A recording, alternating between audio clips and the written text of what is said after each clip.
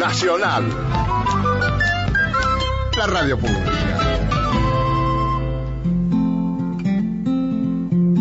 LT11 Nacional y el INTA Concepción del Uruguay presentan INTA Radio. Contenidos radiofónicos vinculados a la ruralidad, sus procesos, sujetos y problemáticas. INTA Radio. INTA Radio. Ciencia, tecnología e investigación. Las novedades del INTA en todo el país, resumidas en una hora de radio. INTA Radio, en LT11, con la conducción de Gustavo Contenti. Bienvenidos. Bienvenidos.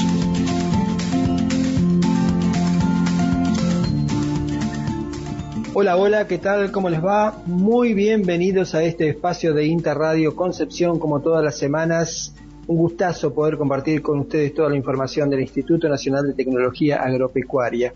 Y hoy en particular, hoy es un día especial porque los comunicadores en INTA, los comunicadores de un instituto de investigación como es el INTA, toda la semana estamos buscando información, recorriendo las oficinas de la experimental, hablando con los extensionistas, con los investigadores, buscando información nueva y realmente esta semana, desde principio de semana prácticamente estábamos ansiosos por llegar a este espacio de INTA Radio para comentarles esta novedad que seguramente algunos ya habrán escuchado, que investigadores del INTA y del CONICET neutralizan el coronavirus con anticuerpos derivados de llama y huevo. Un experimento, un trabajo que se ha hecho en laboratorio. En tan solo 7 meses, un equipo de investigación del INTA, perteneciente al Ministerio de Agricultura, Ganadería y Pesca, y el CONICET, dependiente del Ministerio de Ciencia, Tecnología e Innovación, obtuvieron los nanoanticuerpos provenientes de llama y los anticuerpos derivados de yema de huevos de gallina. Tienen estos anticuerpos la capacidad de neutralizar la infección de coronavirus. Esto sin duda posiciona a la Argentina como el primer país de Sudamérica con la potencialidad de convertirlos en productos terapéuticos. Productos terapéuticos para diferenciarlo, ¿verdad?, de lo que sería el hallazgo de una vacuna, trabajo para el cual todavía muchos laboratorios están investigando. En tal sentido, nosotros nos comunicamos con la doctora Viviana Parreño de INTA Castelar. Ella es bioquímica, doctora de la Facultad de Ciencias Veterinarias de la Universidad de Buenos Aires. Actualmente es coordinadora científica de INCUINTA, que es una plataforma técnico-organizativa para el desarrollo de proyectos tecnológicos. También es coordinadora del Laboratorio de Gastroenteritis Viral y del Instituto de Virología e Investigación Independiente del CONICET. Qué mejor que escucharlo de la doctora Parreño, este trabajo que ha realizado INTA y que lo queremos compartir con ustedes. Bueno, nosotros venimos trabajando en la tecnología de nanoanticuerpos a partir de camélidos desde el año 2005. Nosotros sabíamos que podíamos inmunizar una llama con las proteínas de COVID-19 gracias a aportes de investigadores argentinos como la doctora Karin Bock y otros investigadores que nos proveyeron material para poder inmunizar la llama. Y luego lo que se hace, se saca sangre en el momento que la llama responde, de ahí se sacan los linfocitos, de ahí se saca material genético que codifica para los anticuerpos y se hace una biblioteca de genes. Y luego, a partir de esa biblioteca de genes, uno la biopanea, buscando y encuentra los anticuerpos que reconocen al virus. Ahora, dentro de todos esos anticuerpos nos interesan solo especialmente los que lo neutralizan.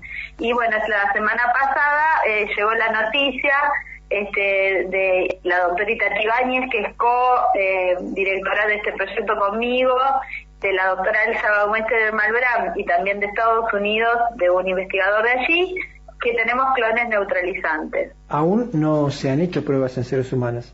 No, hasta ahora es la primera prueba que se hace en cultivos celulares, o sea que uno lo que sí hace es utilizar el virus que se ha aislado de pacientes, se mezcla el anticuerpo con ese virus y se demuestra en células que luego de estar mezclado el virus es incapaz de infectar a los cultivos.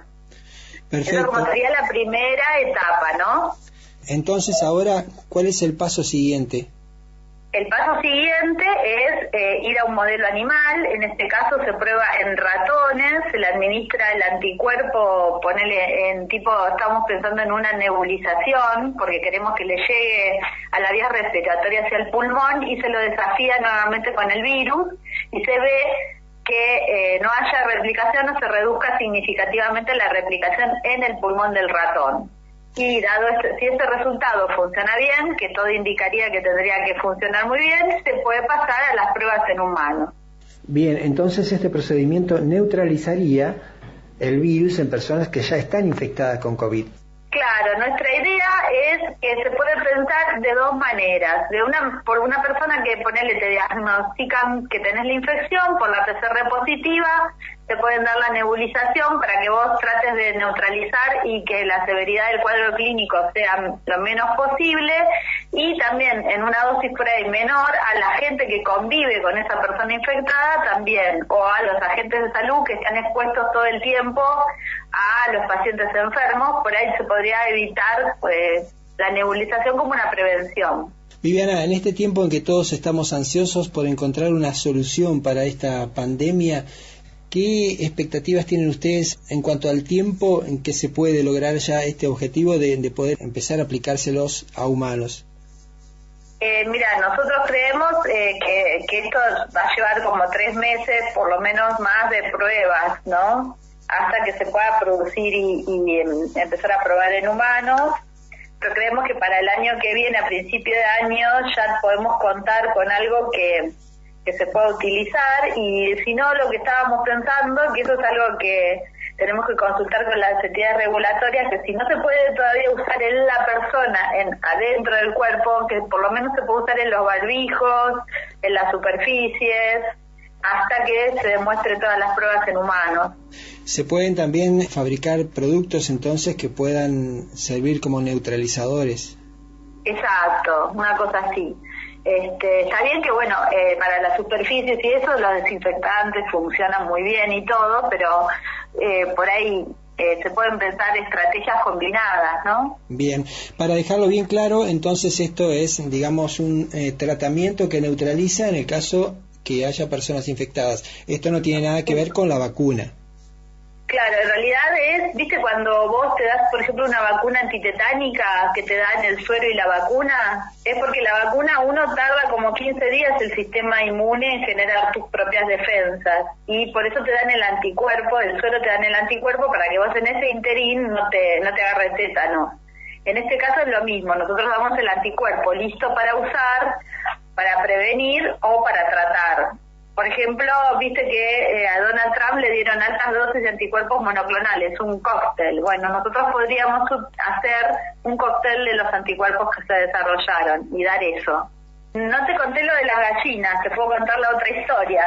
Nosotros tenemos en el INTA de Castelar una empresa de base tecnológica que es público-privada, que nosotros inmunizamos gallinas con enfermedades, con antígenos que enferman a los terneros, y hacemos un polvo de huevo que se lo damos al ternero en la leche y prevenimos las diarreas neonatales del ternero. El producto ya está en el mercado.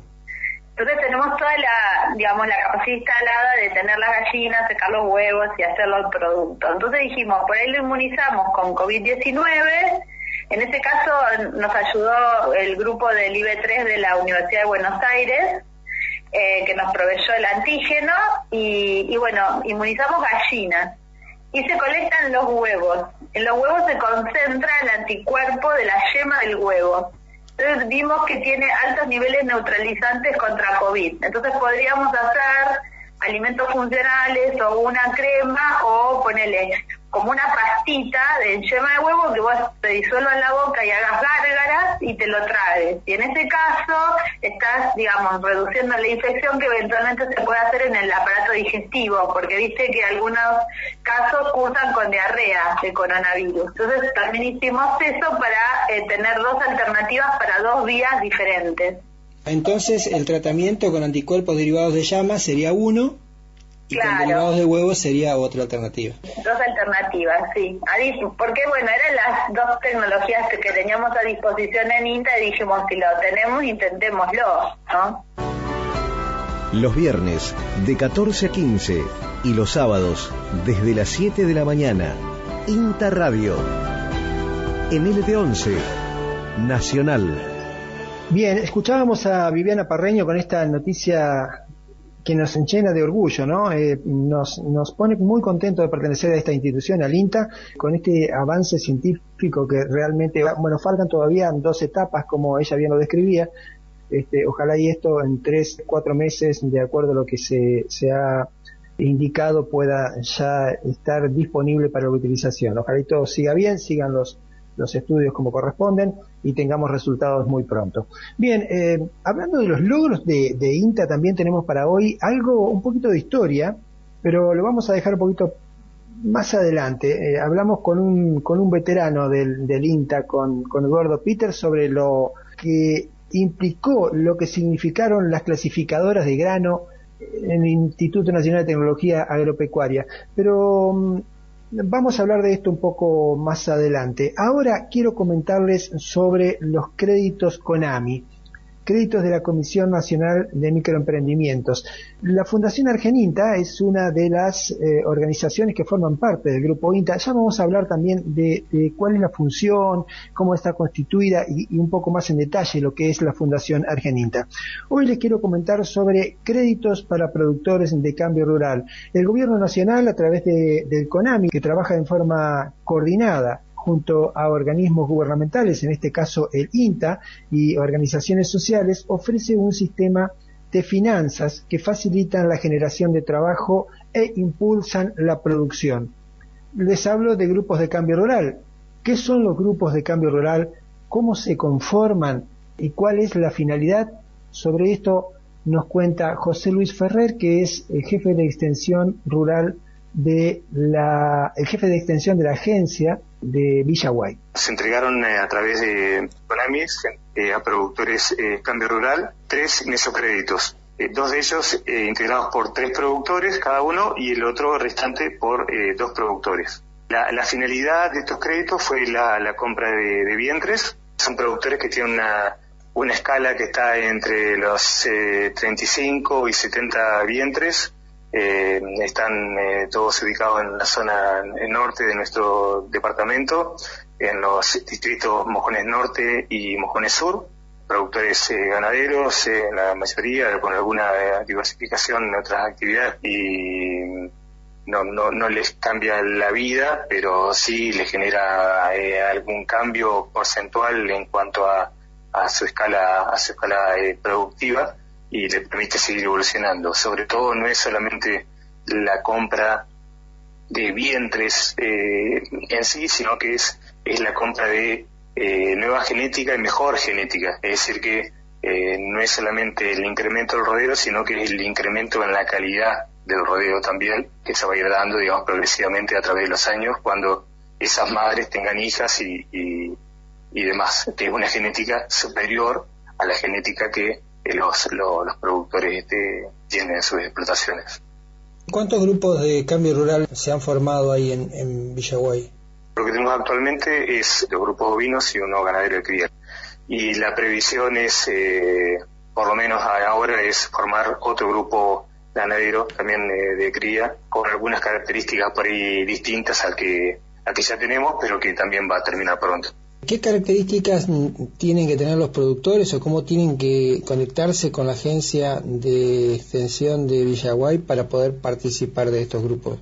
Originalmente la formación de grupos cambio rural viene a través de un promotor asesor, por eso justamente se llama promotor, que es el técnico que en el futuro va a ser el asesor de ese grupo. Muchas veces viene por ese lado, pero acá no nos ha tocado tanto eso. Y generalmente hay un grupo de productores que nosotros conocemos, que tienen ganas de empezar a trabajar en conjunto y demás, y ahí el agente de proyecto Cambio Rural, el agente de proyecto es esa persona que está, como a cargo de grupos Cambio Rural en una determinada zona, y esa persona, empieza a trabajar con ese grupo y empieza dándole forma, y después, llega un momento que el grupo cuando hay posibilidades se presenta, y si se aprueba, bueno, tiene 6 meses de un periodo de prueba, y después para adelante, bueno, si va todo bien, continúa el grupo con una duración de 3 años.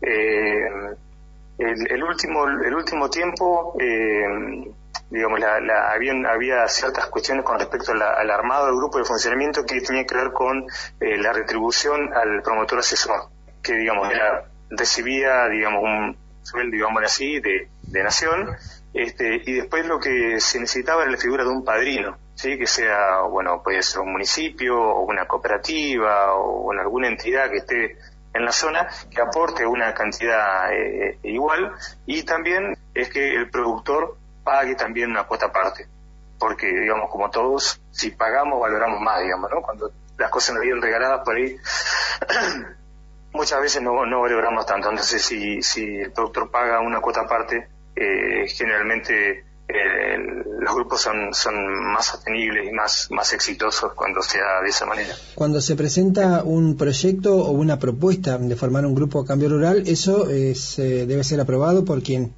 Eso lo recibe el proyecto, y el proyecto envía digamos hacia los estamentos, digamos, superiores de Cambio Rural en Ministerio e INTA, porque se da ahí una conjunción, digamos, de gente que trabaja en las dos partes, y una vez que llega hasta allá, se aprueba y, bueno, bajan las directivas y comienza.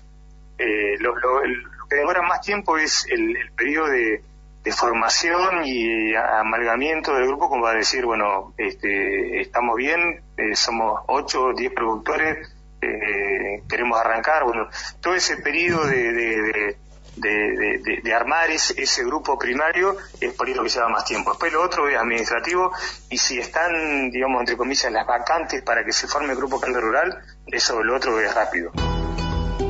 Escuchás Interradio, NLT11, Nacional Concepción del Uruguay. José Luis Ferrer, de la Agencia de Extensión Rural de Villaguay, nos comentaba sobre los productores de Cambio Rural que han recibido este crédito de la Comisión Nacional de Microcréditos, a través de la Fundación Argeninta. Pero para tener mayor detalles sobre los objetivos, la característica de los créditos, conversamos con Daniel Matayosi, de la Fundación Argeninta, que nos comenta lo siguiente. Mira, básicamente la operatoria de microcréditos Conami se inició en mayo de 2019 y actualmente continúa activa.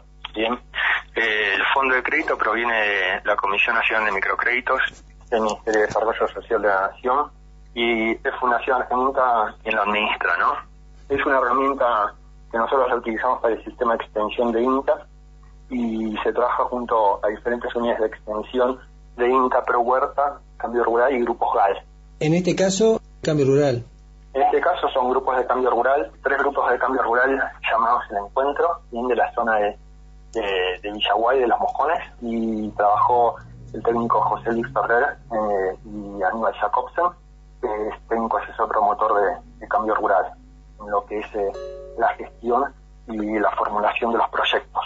Bien, los microcréditos en este caso han sido créditos asociativos que buscaban, con los fondos de genética, han comprado vientres, vacas preñadas, bien, para mejorar la genética de rodeo de vacas. Otras experiencias que hemos tenido en la zona comprenden el trabajo que ha realizado Claudia Cordón en la zona de Concepción del Uruguay con pescadores artesanales, y en la zona de Rosario del Tala hemos trabajado con Janina Gorelic, con un grupo de tamberos que le da valor agregado a la leche fluida, haciendo quesos sardos y queso mozzarella. ¿Bien? Eso en la cuenca lechera de Maciá.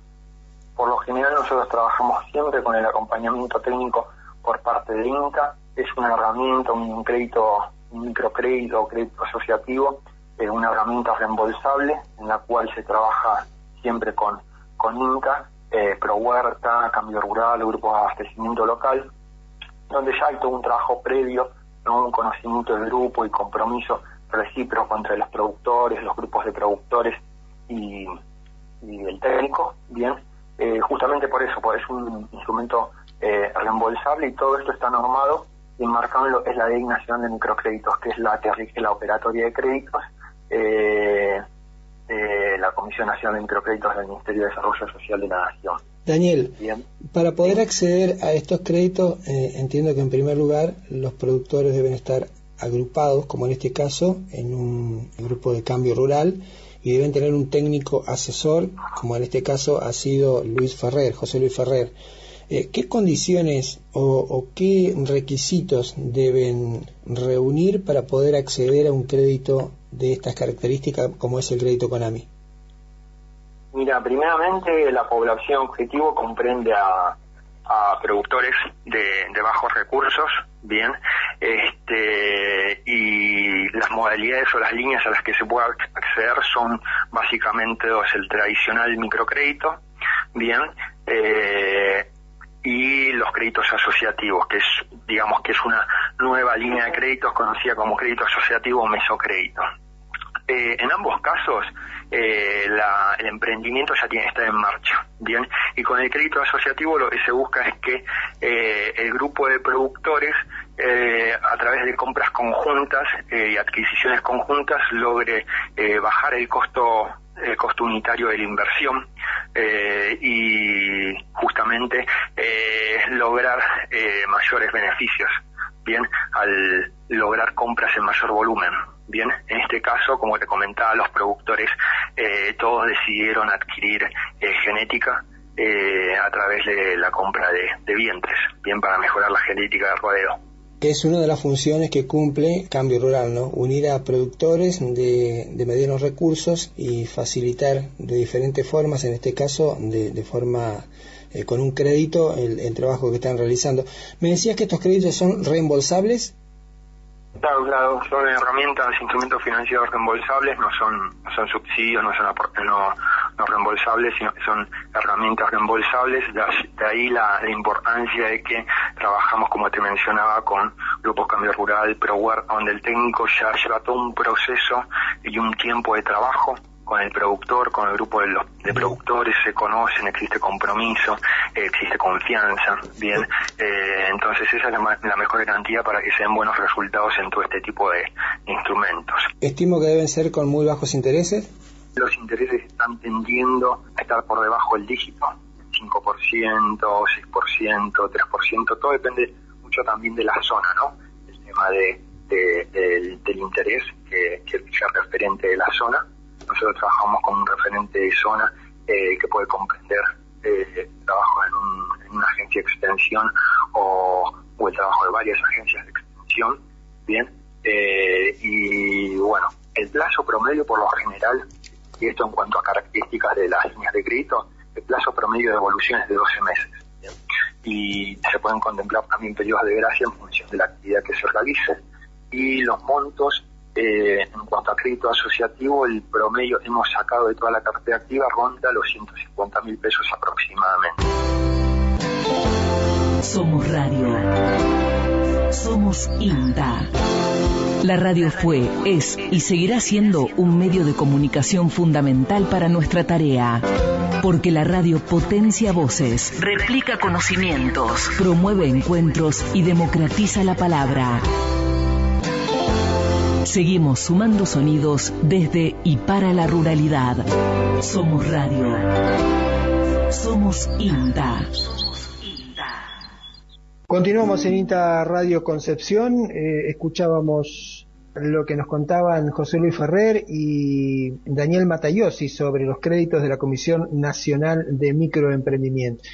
Otra información, nos vamos a Concordia ahora, porque si ustedes recuerdan, hace una semana conversábamos con Jesús Bullies, propietario de una bodega, que nos comentaba los pormenores de producir vid en la provincia de Entre Ríos. Y Lesa Silva, de la Agencia de Extensión Rural de Colón, que está perfeccionándose en esta actividad. Y nos comentó una novedad, una noticia, que en la Estación Experimental de Concordia se ha presentado un proyecto para la creación de una bodega escuela. Es así que nos pusimos en contacto con Guillermo Meyer, que fue director de esa experimental y que ahora se ha embarcado en este proyecto en esta nueva experiencia, volver a producir vino, volver a producir vid en la Estación Experimental Agropecuaria de Concordia? Surge porque se incorpora al consejo. Nosotros tenemos un consejo local asesor dentro de la experimental que está conformado por los distintos sectores productivos y académicos de la región. Y se incorporó la Asociación de Vitivinicultores de Entre Ríos a formar parte de este consejo. Y bueno, ellos trajeron demandas concretas de las necesidades tecnológicas que tienen. Y así fue que surgió, bueno, la escritura de este proyecto, la conformación, que lo hicimos incluso conjuntamente con gente de los productores, ¿no?, de la asociación y con docentes de la carrera de enología que hay en San José. O sea, en conjunto con ellos armamos este proyecto. En concreto, ¿cuál es el objetivo principal del proyecto? El objetivo es tener un lote demostrativo con distintas variedades, de las variedades que mejor se adaptan a nuestra región, para poder tener un seguimiento del comportamiento de esas variedades, y todo lo que es manejo, sobre todo manejo fitosanitario, y calidad de uva al momento de cosecha para obtener buena calidad de vinos. Y el otro objetivo es tener una bodega que sirva como bodega escuela, como bodega experimental, y eventualmente en un futuro que pueda brindar servicio también a los productores, a aquellos productores que no cuentan con bodega propia. Bien, ¿ustedes ya tienen plantaciones de vid? No, tenemos plantaciones de lo que era uva de mesa en la experimental, pero bueno, ahora estamos haciendo un lote totalmente nuevo que es con variedades para vinificar. Hace una semana hablábamos con Jesús Bullies de Colón. Según sus conocimientos, decía, las variedades son muy similares o son prácticamente las mismas que las que se utilizan en la zona cuyana, ¿no? Sí, en realidad son las variedades que mejor se adaptan a nuestra zona, que por ahí algunas son distintas a la zona de Cuyo, ¿no? Para poner un ejemplo, el Malbec, tan emblemático de Argentina y que se da muy bien en la zona de Mendoza, no es una variedad que mejor se adapta a nuestra región. Pero sí tenemos otras variedades como el Tanat, que ha sido emblemático porque de alguna manera fue la variedad que existía en el momento de que comenzó la vitivinicultura acá en la región. Es una que se da muy bien. El Marcelán es otra, Tanat, los Cabernet se dan muy bien, y después esas son todas tintas. Y después hay variedades blancas como el Sauvignon Blanc, el Chardonnay, el Viognier. O sea, esas variedades también se dan muy bien en nuestra región. Hay una diferencia importante en cuanto al clima entre la zona productora de vino en el noroeste y la zona nuestra, ¿no? Sí, sin duda el clima es un factor que hace a la diferencia del cultivo y de la calidad de uva que se puede obtener, pero también esa diferencia hace que los vinos tengan su característica particular, ¿no? El otro día en la nota también Jesús Bullies decía del terroir, y eso es lo que también hace a que el tipo de uva que nosotros podamos obtener en nuestro lugar tiene una característica distintiva con respecto a uvas cultivadas en zonas de montaña o de pedemonte. Guillermo, ¿en qué consiste todo este proyecto? Cuando digo en qué consiste me refiero a toda la inversión, ¿no? Porque seguramente, además de lo que significa todo el procesamiento, también seguramente habrá que acondicionar laboratorios para hacer análisis. Sí, en realidad nosotros ya contamos con ciertas instalaciones en lo que es el INTA de Concordia. Tenemos toda una sección de poscosecha de frutas y hortalizas que ya cuenta con laboratorios para hacer todos los análisis de calidad, tanto de uvas como la posibilidad de hacer calidad de vinos. Incluso contamos con las instalaciones y con personal entrenado para lo que es un panel de degustación, un panel de análisis sensorial. O sea que todas esas herramientas ya las podemos volcar y poner a disposición para todo este proyecto, ¿no? Que como decíamos, compone de un lote experimental y esta posibilidad de tener esta bodega escuela.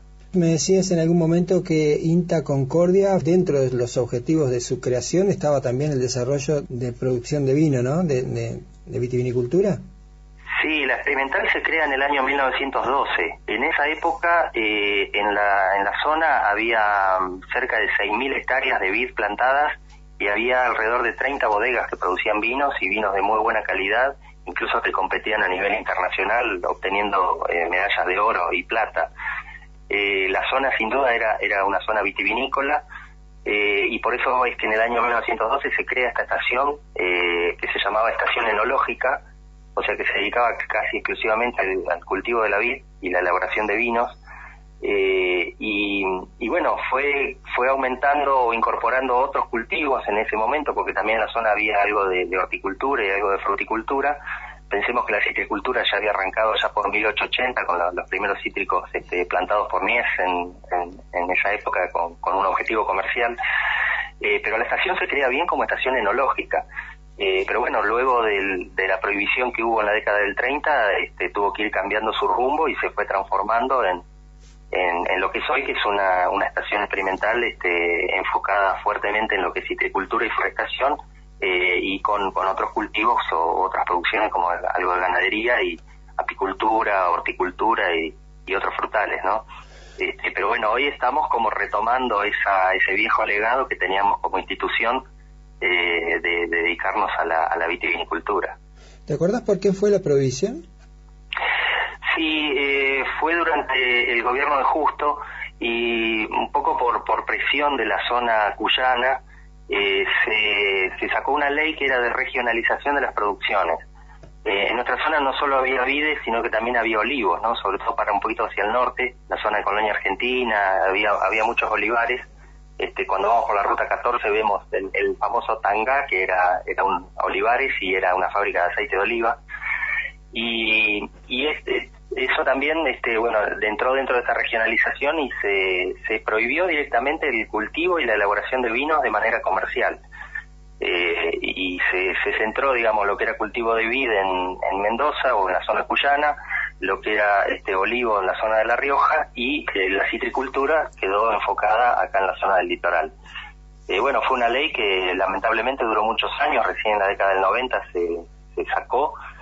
Y bueno, si nosotros miramos el espejo Uruguay que no tuvo esta ley y empezó con la vitivinicultura más o menos en la misma época, pudo ir avanzando y pudo tener un desarrollo vitivinícola muy importante que hoy tiene muy buenos vinos, muy buenas bodegas también en Uruguay, y de alguna manera lo estamos tomando como ejemplo, ¿no? Y viendo el desarrollo que ellos han tenido como para poder tomar esa información y poder aplicarlo en nuestra región, porque prácticamente no hay diferencia. ¿En qué instancia está este proyecto? ¿Próximo a comenzar? ¿Todavía le falta aprobaciones, desarrollo? Sí, en realidad falta aprobaciones, falta definir bien el tema de la financiación. Ya está en etapa de elaboración, casi finalizado, y lo que es el lote en sí, ahí sí ya comenzamos con una primer plantación de una primer variedad este año, porque bueno, las plantas para producir llevan su tiempo, ¿no? Recién en el tercer, cuarto año tienen una producción como para poder elaborar un vino mínimamente de calidad, pero bueno, la vid tiene esa característica, ¿no? Que cuanto más antigua es la planta, mejor calidad de uva nos ofrece.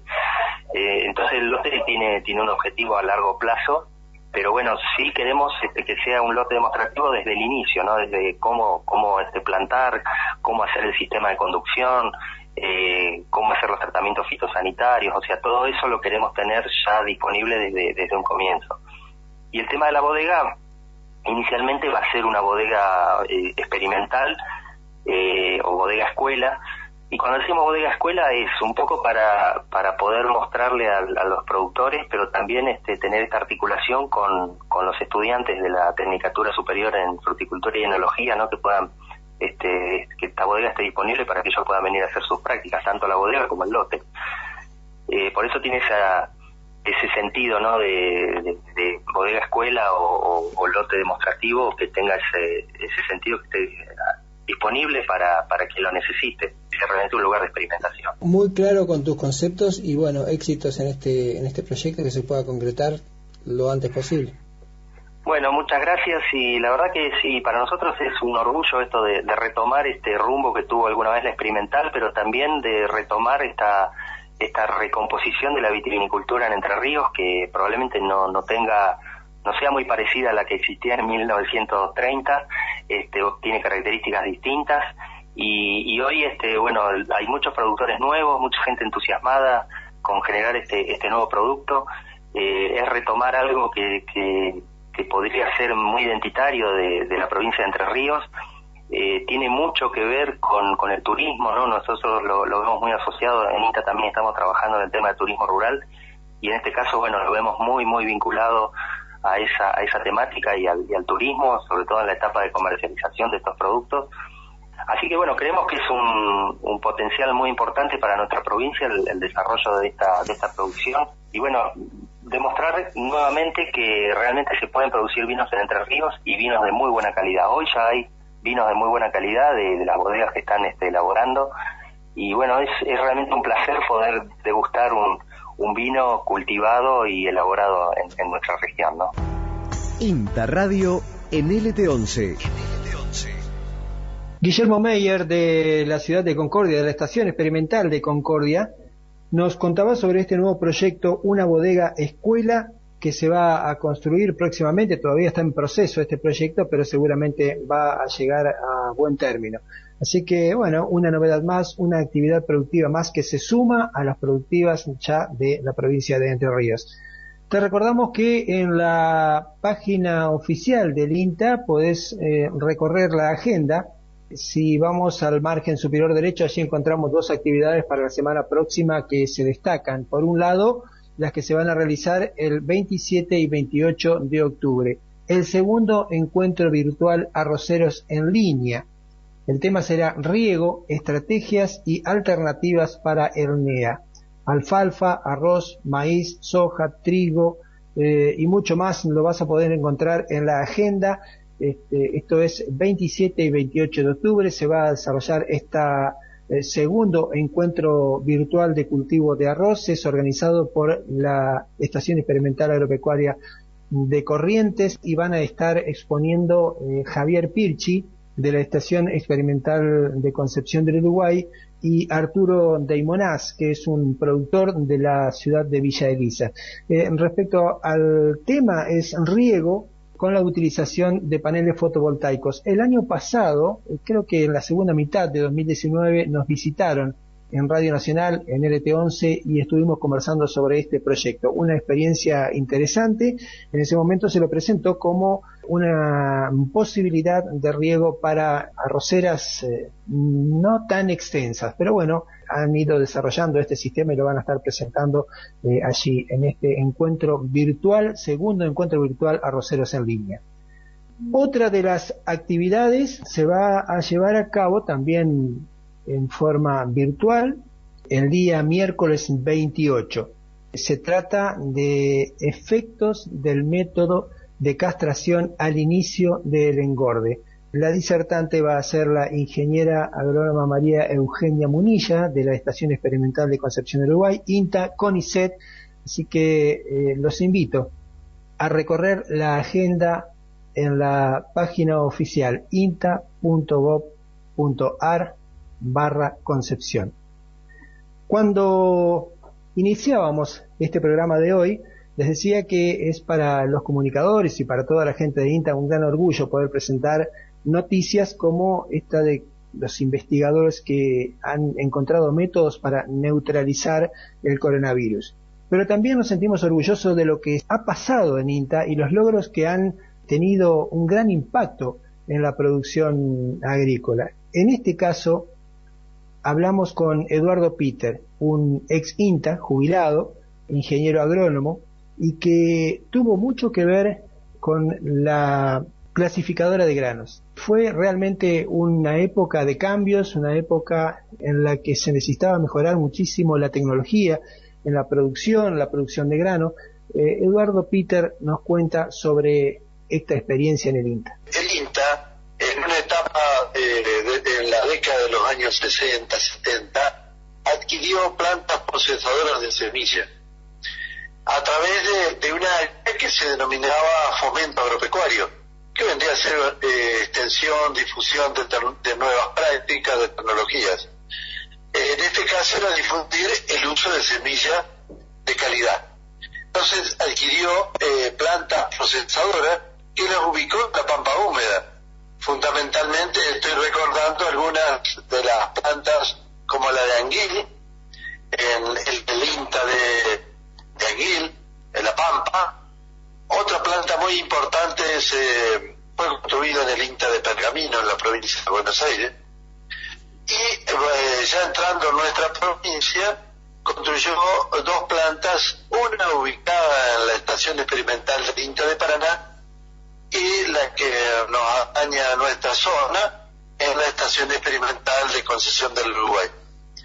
En un principio, estas plantas procesaron semillas de los cultivares obtenidos en INTA, fundamentalmente trigo, lino y, en nuestro caso, de la EA de Concepción del Uruguay, semillas de arroz.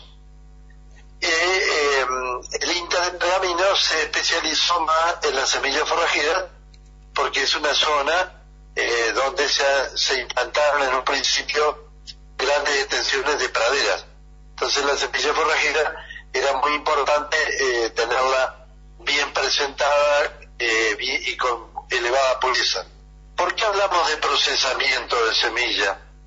Y procesamiento porque la semilla pasa a través de varias máquinas, en las cuales se usan fundamentalmente zarandas, movimientos vibratorios y distintas velocidades de viento. En una primera etapa se realiza una prelimpieza, que se llama, donde se separan los materiales de mayor tamaño, tales como trozos de rama, cascotes, algunas piedras, que dificultarían el posterior limpieza. En una segunda etapa ya se pasan las semillas con esta prelimpieza por las clasificadoras propiamente dichas, que se utilizan juegos de zaranda con distintos tamaños de perforación que va a depender de la semilla que estemos limpiando. Luego tenemos una tercera etapa que a la semilla ya se la limpia en mesas vibradoras con zarandas y viento para hacer aquellas separaciones más específicas y se separa por peso específico. Y la última etapa consiste en el embolsado de la semilla.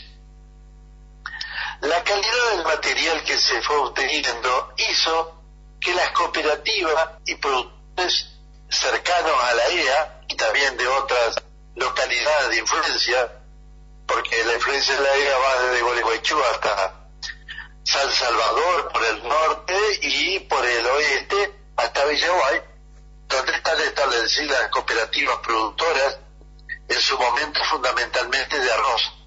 Ellas empezaron a solicitar que limpieza de sus semillas en esta planta. Entonces las plantas funcionaron en comodato con las asociaciones cooperadoras de las distintas estaciones experimentales. Se establecieron turnos de limpieza y de acuerdo a la fecha de siembra se iban limpiando semillas.